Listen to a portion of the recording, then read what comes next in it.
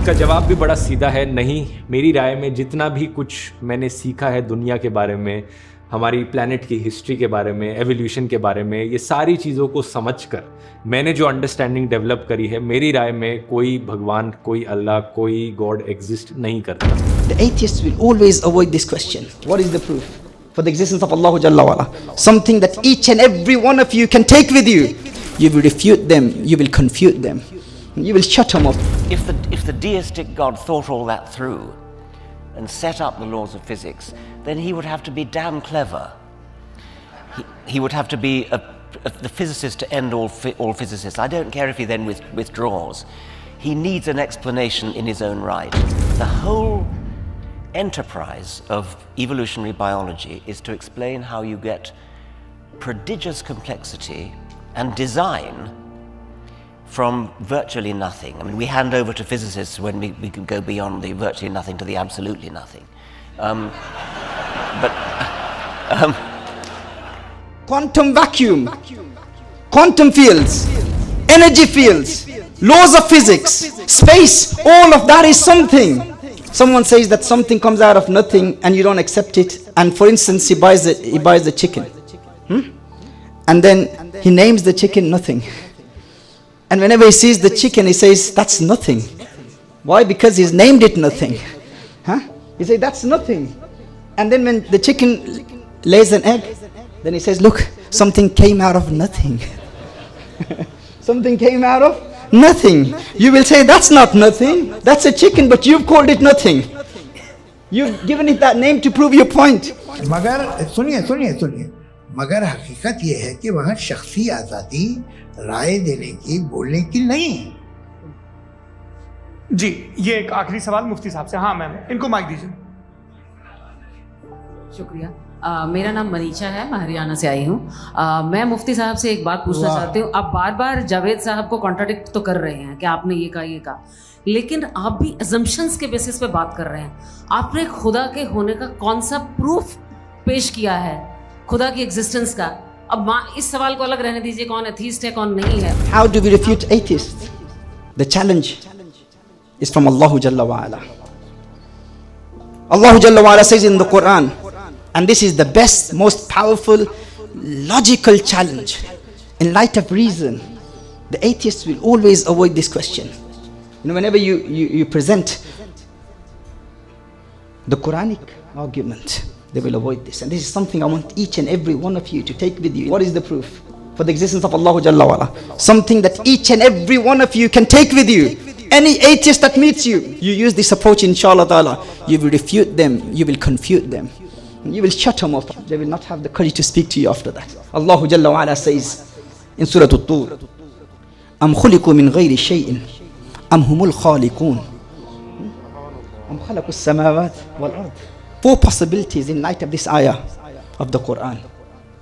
Remember, whatever comes into existence from non-existence, what do you call it? Hadith. Contingent. Something that did not exist and then came into existence. And today, you can say that most of the atheists, and especially the new atheism movement, they all unanimously agree that the universe is contingent. It came into existence from non-existence.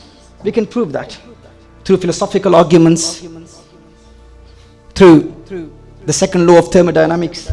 And they accept this, that the universe came into existence from non-existence. It did not exist and then it came into existence. Now the question is, whatever comes into existence from non-existence, Allah Jalla wa'ala says, did they come into existence from nothing? That's one possibility. One possibility is that the entire universe came into existence from what? From nothing. The second possibility is that the universe created itself. The third possibility is that someone who is created the universe. And the fourth possibility is someone who is uncreated, undesigned, uncaused, caused the universe. Is that clear? What's the first possibility? Everyone. First possibility in light of this Quranic challenge. First, did they come into existence from nothing? Did the universe come into existence from nothing? The second is that the universe created itself. The third, someone created the universe. And the fourth possibility is that someone uncreated created the universe. Let us analyze the first argument, that the universe came into existence from nothing. Can something come into existence from nothing? Is that possible? What comes from nothing? Nothing plus nothing plus nothing plus nothing equals what? Nothing. Nothing comes out of nothing. An empty glass of water plus another empty glass of water plus another empty glass of water plus another empty glass of water equals what? Emptiness plus emptiness plus emptiness equals what? Emptiness. If nothing had the power to create something, it wouldn't have been nothing. If nothing had the power to create something, then you wouldn't call it nothing. It would have been something. Something comes out of something. Nothing comes out of nothing. It's irrational to say that something came out of nothing. Now if someone says to you, and remember, when we say that nothing comes out of nothing, it is absolute nothing. It is the real nothing. It is the true nothing, the actual nothing. If some physicist says to you that there are some particles that come out of nothing, remember, our nothing, our definition of nothing is the real nothing, the actual nothing. When we say nothing, we mean no matter, no time, no space, no energy, no laws of physics. If someone who has studied a bit of quantum physics and he says to you, there is a possibility of some particles appearing, but what did they appear from? What have they come from? They believe it's nothing, that they came from nothing. Is quantum vacuum nothing? Is quantum fields nothing? Energy fields, is that nothing? Laws of physics are nothing? Space is nothing? There is something. It's nothing in their definition. What we mean by nothing is non-existence of everything. Absolutely nothing. So they will deceive you. This is why I say, if you take this argument of the Quran, talk to the university lecturers, any debaters, they will run away from you. Because they avoid this argument. And then what will they do? They will try to use this, some scientific jargon just to confuse you. And you will think, oh, my scholar did not explain this. Tell them, explain what nothing is. Define nothing. Nothing means absolutely nothing. Someone says that something comes out of nothing and you don't accept it. And for instance, he buys the chicken. And then he names the chicken nothing. And whenever he sees the chicken, he says, that's nothing. Why? Because he's named it nothing. He says, that's nothing. And then when the chicken lays an egg, then he says, look, something came out of nothing. Something came out of nothing. You will say, that's not nothing. That's a chicken, but you've called it nothing. You've given it that name to prove your point. So, quantum vacuum, quantum fields, energy fields, laws of physics, space, all of that is something. And the particles, they come out of something, they don't come out of nothing. So do you understand this? What does Allah Jalla wa Ala say? Am khuliku min ghayri shay'in. Were they created from nothing? Min ghayri shay'in. Is that a possibility? That's not a possibility. It's irrational. Because nothing comes out of nothing. And say this to them. If nothing had the power to create something, it wouldn't have been nothing. Second possibility. That's the first possibility. Has everyone memorized it? What's the first possibility? That we came out of nothing. Second possibility. That we created ourselves. Am humul khaliqun. That you created yourself. Is it possible for a human to create himself? Is self-creation something which is possible? Is it possible for one to create himself? It's impossible. Self-creation is another logical fallacy. It's irrational. Why? Because in order for you to create yourself, you have to exist.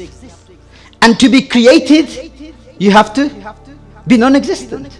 If I say this phone created itself, that requires the coexistence of existence and non-existence.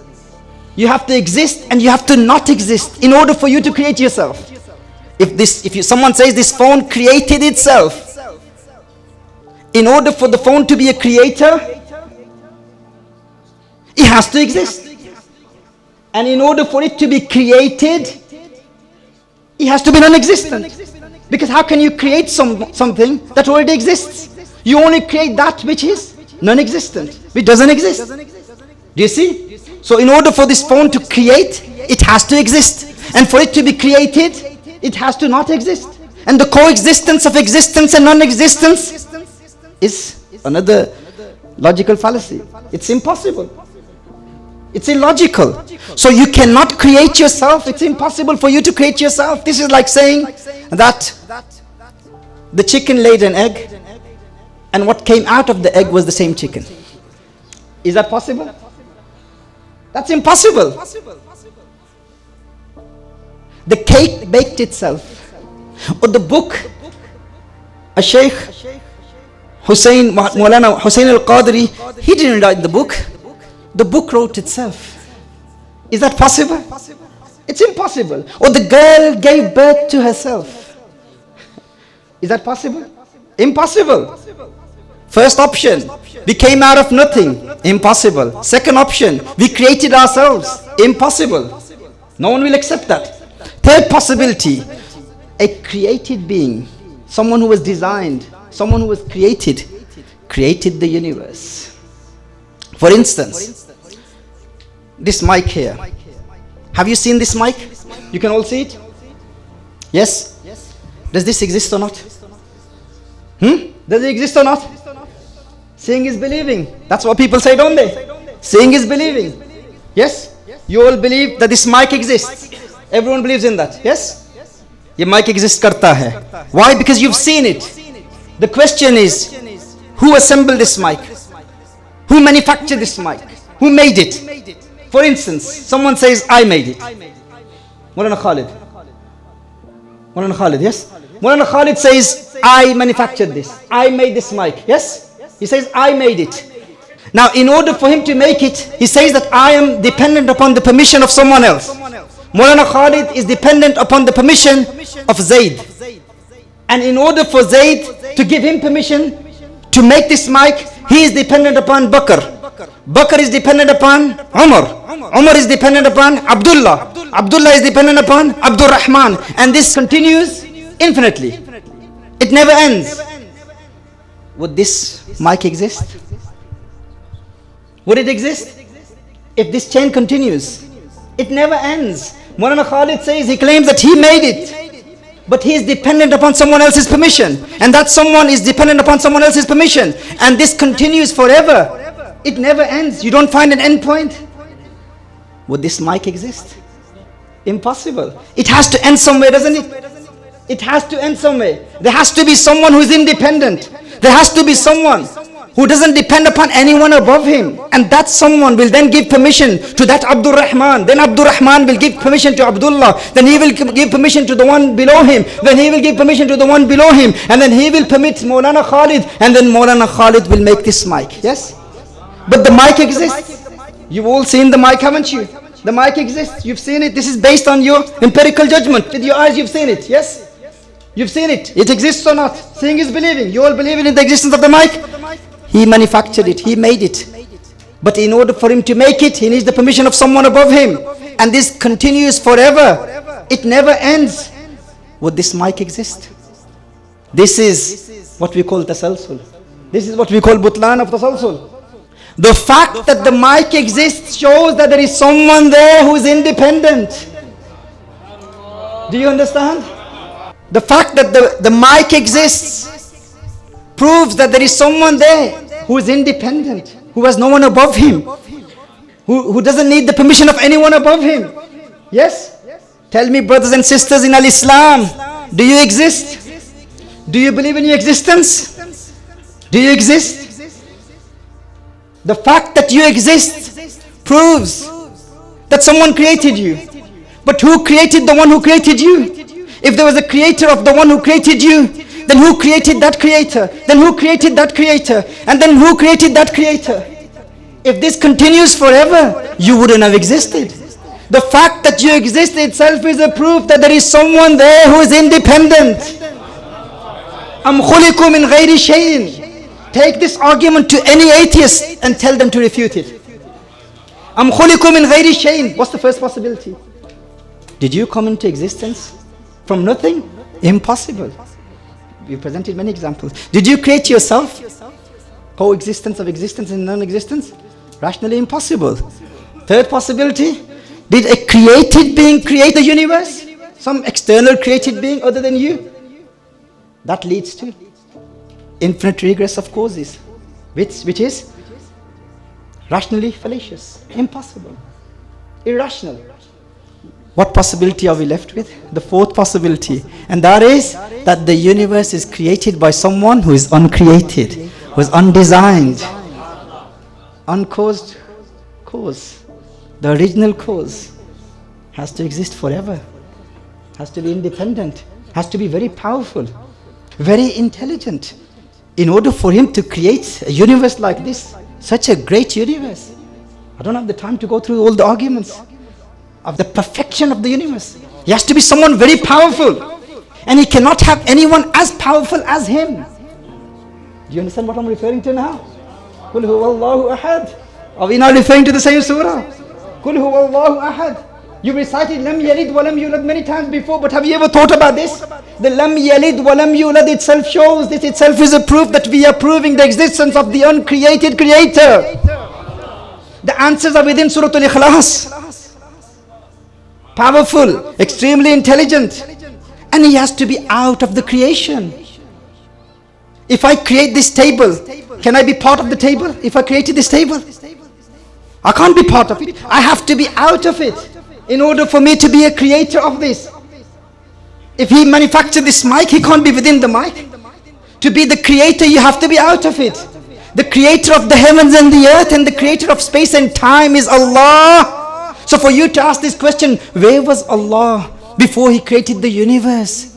Do you not know that time is part of the universe? That limits Allah within time. Allah existed before he created time. Do you see? Do you understand? وَلَمْ يَكُنْ لَهُ كُفُوًا أَحَدٌ. There's nothing like Allah. He's out of the universe. So you can't ask this question about Allah Jalla wa Ala. قُلْ هُوَ اللَّهُ أَحَدٌ اللَّهُ الصَّمَدُ لَمْ يَلِدْ وَلَمْ يُولَدْ وَلَمْ يَكُنْ لَهُ كُفُوًا أَحَدٌ. There's no one like Allah Jalla wa Ala. Nothing is like Allah Jalla wa Ala. He's out of the universe. And when we say Allahu Samad, Allah Jalla wa Ala is independent. Allah is independent.